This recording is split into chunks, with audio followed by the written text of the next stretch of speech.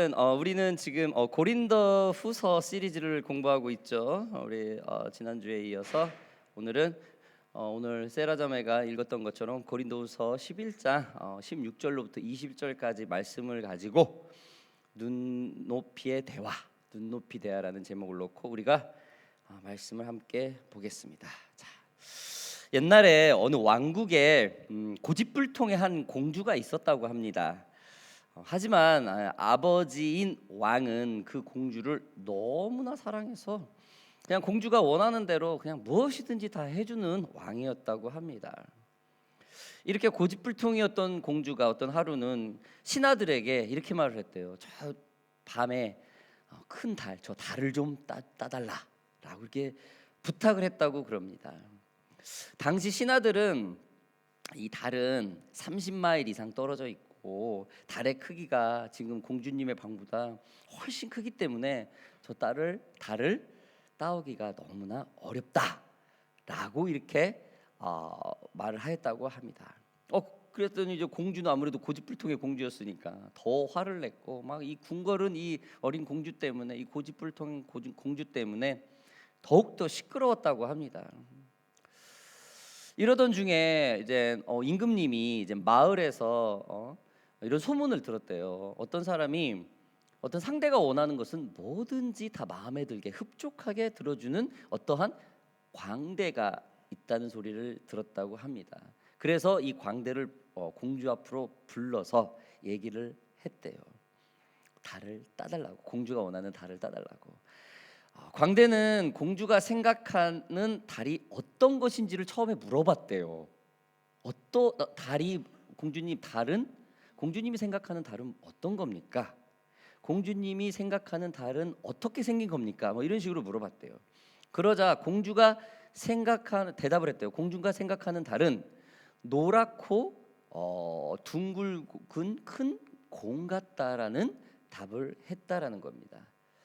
그래서 광대는 손톱만큼 작은 이 노랗고 둥근 공을 공주에게 선물을 했다고 해요. 그랬더니 이 공주는 너무 행복해하고 기뻐했다고 합니다. 만약 이 광대가 이 다른 신하들처럼 자신의 논리나 어떤 현실적인 얘기로 달이 너무 커서 도저히 따라줄 수가 없습니다라고 했다면은 공주가 과연 이런 행복한 마음, 이 마음에 드는 기쁜 마음이 있었을까요? 이것은 실제 동화인데요. 1940년대 미국의 어느 한 동화에서 나오는 이야기라고 합니다. 여러분, 지금 이 공주와 고집불통의 공주와 이 달 사건, 이것은 무엇을 지금 중점을 두고 있겠습니까? 오늘 제목 말씀처럼 눈높이 대화죠. 눈높이 대화. 여러분, 오늘 성경 본문의 말씀이 지금 이렇습니다. 바울이 자신을 거짓 사도로 오해하는 것이 마치 어린애들과 같은 생각을 하고 있다고, 그 교인들, 그 어린이들과 같은 눈높이에 맞춰서 지금 대화를 하고 있는 것입니다. 내용인 즉 오늘 본문 말씀입니다. 16절 17절 함께 보겠습니다. 내가 다시 말하노니 누구든지 나를 어리석은 자로 여기지 말라. 만일 그러하더라도 내가 조금 자랑할 수 있도록 어리석은 자로 받으라. 내가 말하는 것은 주를 따라 하는 말이 아니요 오직 어리석은 자와 같이 기탄 없이 자랑하노라. 그냥 너희들과 대화가 똑같다 이거예요. 그냥. 여러분, 우리가 지난 시간에도 나누었듯이 복음을 전하는 것은 내가 아닌 주님을 자랑하고 주님만을 나타내는 것이라고 우리가 배웠습니다. 그러나 지금 바울은 당시 거짓 교사들이 당시 거짓 교사들 그 로마 섭정에 있는 그 저변화되어 있는 그러한 수사학적인 언변과 굉장히 자극적인 말로 고린도 교인을 현혹하여서 바울을 거짓 사도로 몰았죠. 그리고 이 거짓 교사들은 자신들의 경력이나 능력을 자랑하며 흠없이 사역하는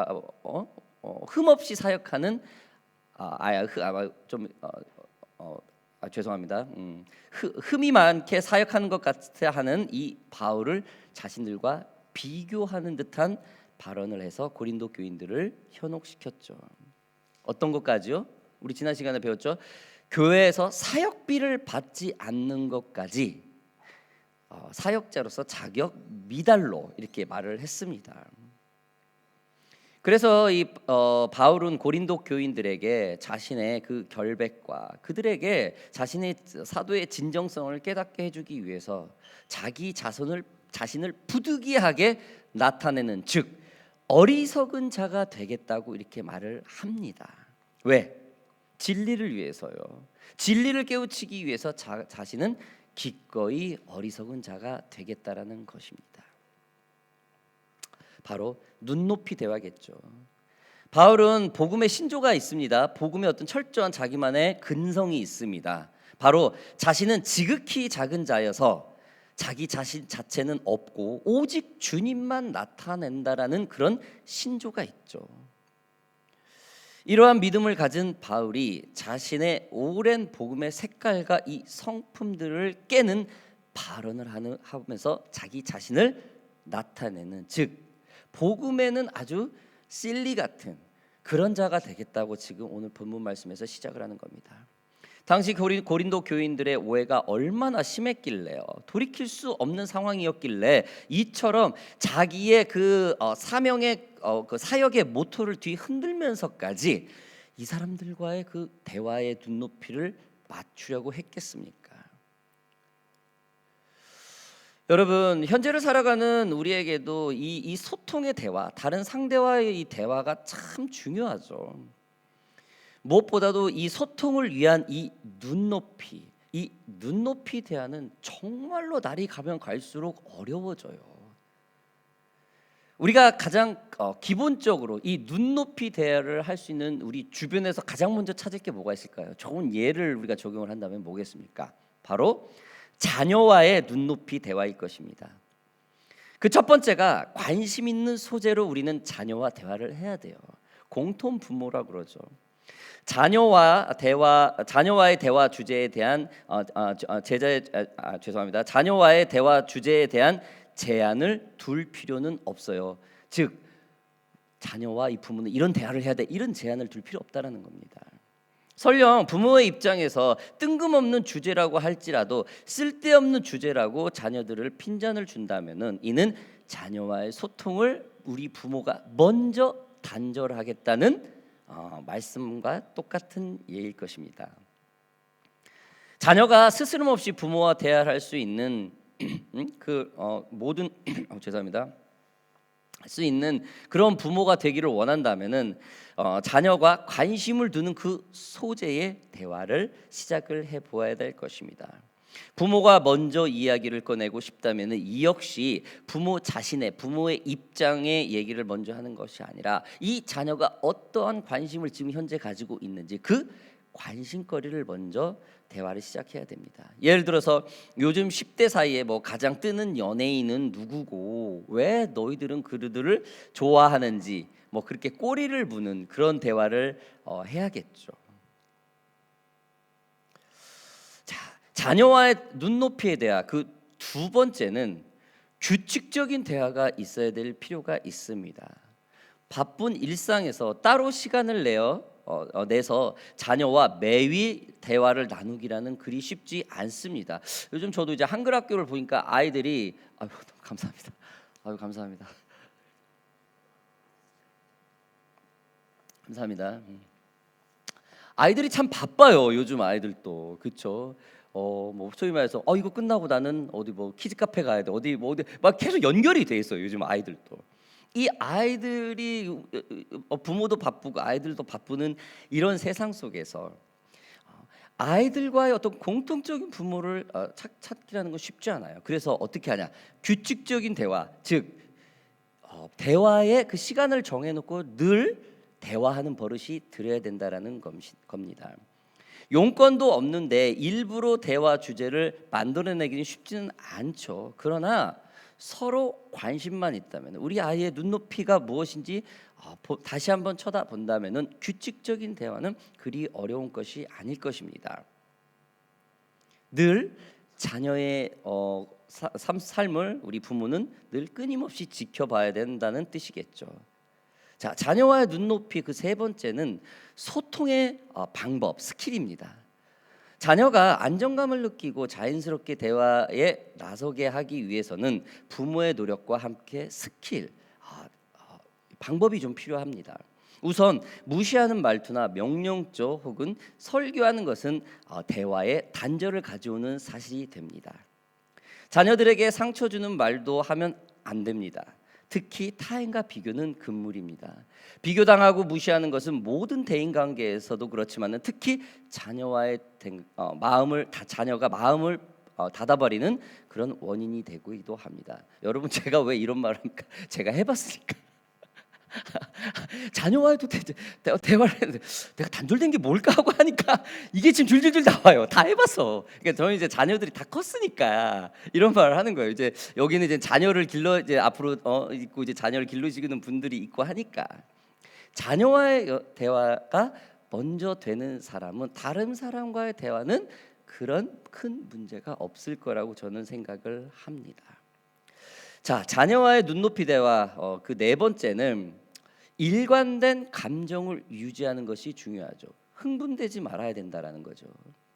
대화를 할 때 자녀에게 일관된 감정을 보여주도록 해야 하며 격려와 칭찬을 아끼지 않는 것이 중요합니다. 즉 자녀 입에서 나오는 말을 끊임없이 끝까지 경청해 주라는 겁니다. 이게 바로 부모가 자녀의 눈높이를 대화할 때 일렬된 감정을 유지해야 된다는 중요성이 있는 겁니다. 자, 마지막으로 자녀와의 눈높이 대화, 공감대를 갖기. 자, 공감대 하면은 여러분 뭔가 이 자녀가 자기 의견을 분명히 뚜렷하게 얘기할 그런 때죠. 대부분 10대이겠죠. 10대 자녀들이 부모보다 친구를 더 편하게 대화하는 이유는 부모보다 친구가 더 공감대가 있기 때문입니다. 이런 점에서 자녀를 이해하고 공감대를 이루려고 노력해야 합니다. 자녀가 어떤 대화를 시작하면 자녀가 하는 말에 어떻게 해야 집중을 할지 우리는 늘 파악하는 노력이 있어야 됩니다. 이제 저는 개인적으로 사역자니까 자녀의 생각, 내 생각, 제 3의 거를 택했어요. 저는 그걸 늘 중요하게 생각하는 거거든요. A와 B가 만나서 채널을 맞히듯이 퍼즐을 맞듯이 탁탁탁 만나는 게 아니고 A와 B는 안 맞다. 왜? 하나님이 다 다르게 창조를 했으니까. 어떤 거? 제 3의 거가 있어야 된다. 저는 이게 바이블이었어요. 이게 교회 문화였어요. 아빠도 이렇게 지키고 있는데 엄마 아빠도 성경 말씀을 지키고 있는데 너희들도 지켜야 되지 않니? 라고 제 3의 거. 아빠를 배워 엄마를 배워 엄마처럼 해 이렇게 하지 않고 그렇게 했었어요. 물론 투박하죠. 여기에 저는 다 해당돼요. 지금 제 경험담이라 이게 연구하면서 제 얘기를 지금 쓴 거예요. 이게 너무나 그래도 하나님이 자녀들이 저보다 성품이 좋아가지고 그렇죠 건강하게 잘 자랐어요. 제가 보기에 아무튼 여러분 자녀들과의 이 눈높이 대화가 이처럼 중요합니다. 자, 우리가 눈높이 대화를 해야 되는 우리 주변에 찾아야 될 것 두 번째가 뭡니까? 아주 가깝게 바로 부부간의 눈높이 대화입니다. 이거는 정말 오래 살면 살수록 힘들게 이 연애할 때는 참 너무 완벽하게 맞는데 그렇죠? 살면 살수록 또 아이가 태어나고 일어날수록 이게 안 돼요. 참 저도 이 부분에 참 자신이 없습니다. 여러분, 우리는 부부간 이 둘만의 대화를 여러분들은 얼마나 자주 합니까? 혹시 둘이 대화를 하는데 제 3의 것 자녀의 대화가 끼어들거나 양쪽 집안의 문제들이 막 끼어들진 않나요? 그러면 대화가 되기 힘들죠. 이제 서로 따지게 되죠. 그런 대화가 되면 부부는 여러분 천지창조 이후에 하나님이 세상을 만들고 사람을 만든 후 가장 첫 번째로 만든 게 부부예요. 그래서 저는 주장을 해요. 자녀들보다 엄마 아빠 부부가 먼저다. 부부가 먼저 사이가 좋아야 자녀들하고 사이가 좋아요. 저는 그걸 좀 주장하는 사람 중에 하나입니다. 부부가 1대1의 서로의 대화가 아닌 제3의 소재가 부부 사이에 끼어들면은 이거는 서로 다른 의견을 확인하는 길이 됩니다. 둘만의 외 것을 대화로 하게 되면은 서로의 관심보다는 서로의 흠집을 내는 것에 치중하기 마련이죠. 그래서 또 부부의 대화는 둘만의 대화를 할 때는 서로에 대한 대화를 좀 찾는 것이 아주 중요합니다. 자, 부부의 눈높이 대화, 이것도 몇 가지 한번 제가 봤어요. 첫 번째가 현명한 부부의 대화를 위해서는 무엇보다도 어떻게 고정적인 대화가 필요하다. 대화를 해야 된다. 둘만의 대화를 말하는 겁니다. 둘만의 대화.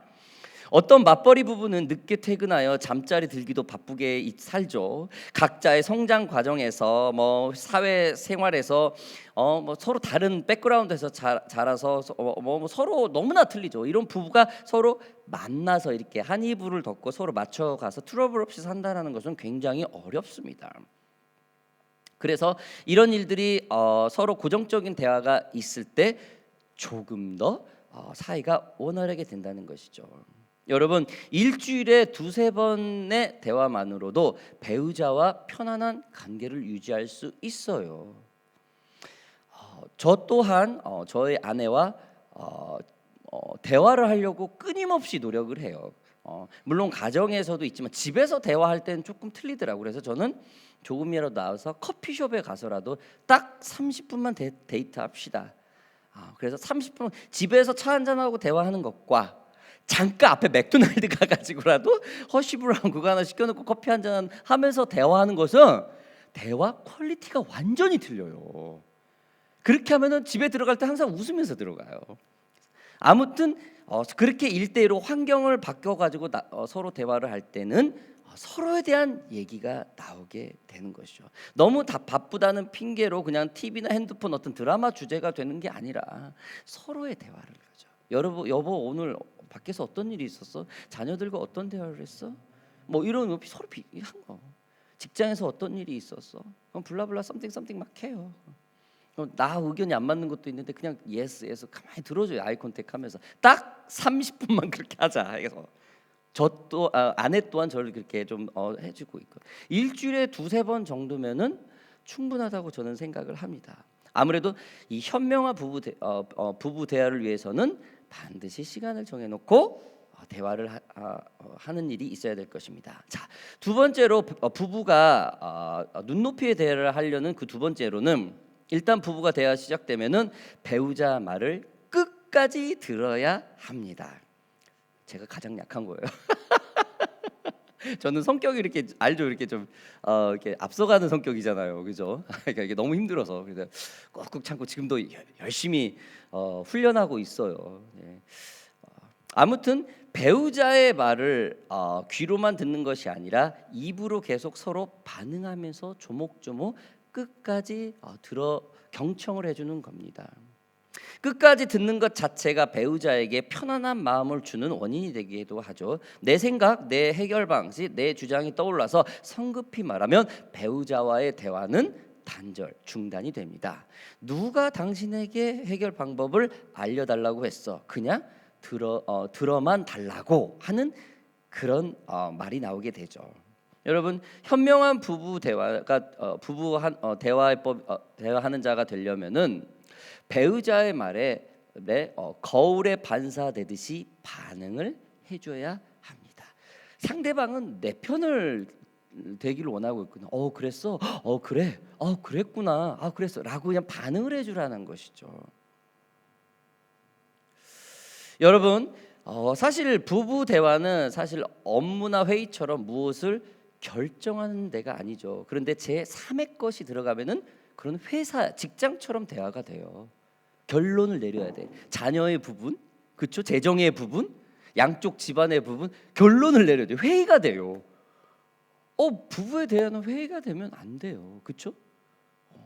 회의가 되면은 반드시 말을 실수하는 것에 대한 책임이 들어가거든요. 그렇지 말고 서로의 의견을 존중하고 서로의 의견을 나누다 보면은 거기에 대한 제 3의 의견이 나오게 되어 있습니다.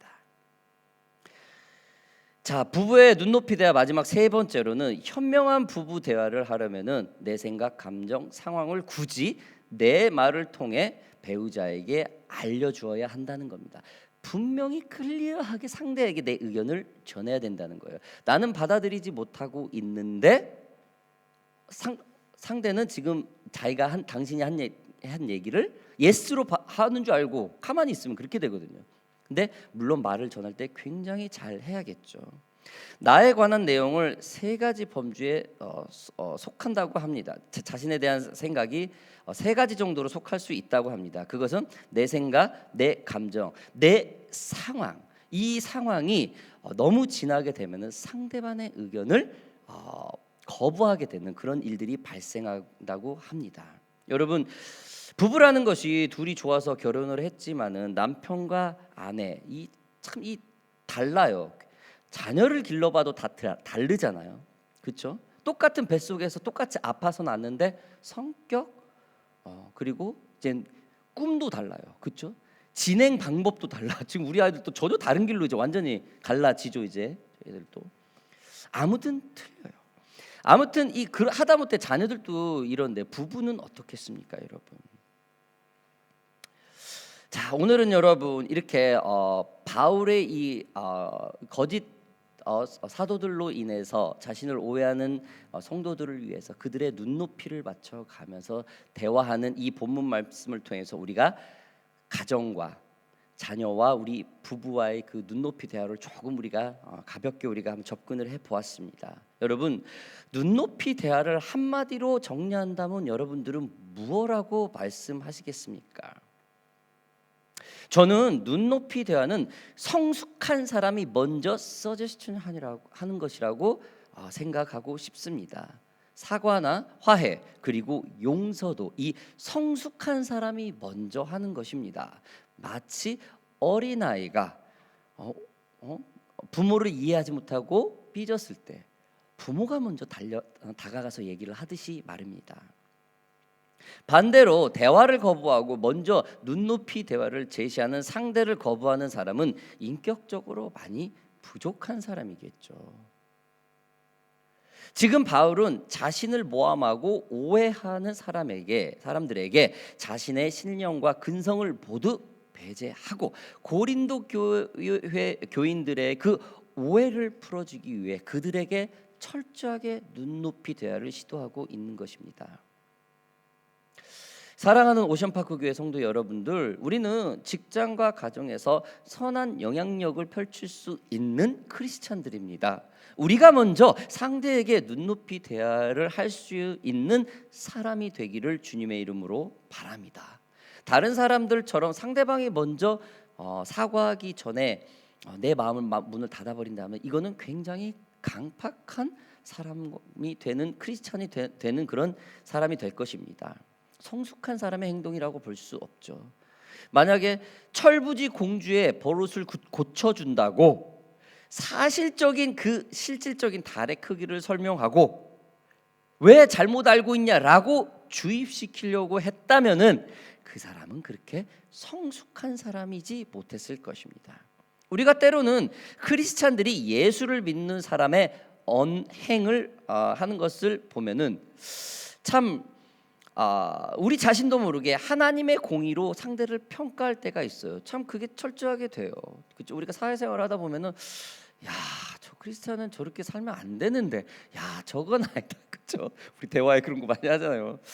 이런 게 딱 프레임이 정해진다라는 거예요. 오늘 말씀을 통해서 우리는 그것까지 극복을 하는 사람이었으면 좋겠습니다. 우리가 호주에 살면서 호주의 삶이 그렇게 만약에 강팍해진다면 참 우리는 여기 와가지고 언어적인 문화적인 어떤 DNA적인 혼란을 겪고 있으면서 굉장히 강팍해지는 마음까지 얻어버리는 굉장히 불쌍한 사람이 돼요.